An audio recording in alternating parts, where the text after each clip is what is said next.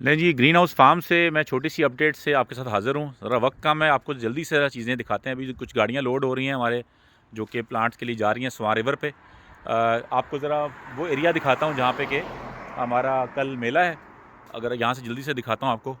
इधर हम जो है ना संडे को यहाँ पे कबड्डी का मैच करा रहे हैं।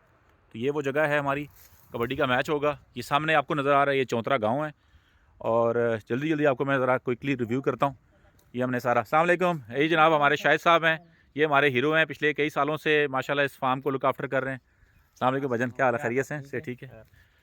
अच्छा जी, ये इधर हमारी जनाब सफाइयाँ हो रही हैं। अकील अस्सलाम वालेकुम, अकील हमारा जनाब शजर दोस्त है। अस्सलाम वालेकुम, क्या हाल है, ठीक हो, तैयार हो फिर सजद कहता है ना पौधे लगाने के लिए, चलो माशाल्लाह।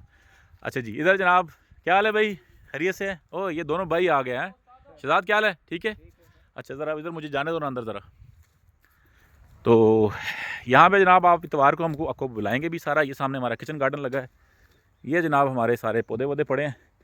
ये आड़ू, खुबानी, नाशपाती, ये तो हमारे गांव में लगने वाले पौधे हैं ये वाले। और इधर जो ये हमारे स्वां के किनारे जो है ना, ये बेरी, कीकर, पलाई, ये पौधे लग रहे हैं सारे। इस तरफ हमारे जो है ना बाकी कुछ पौधे जो कि लोग हमें डोनेट भी कर रहे हैं।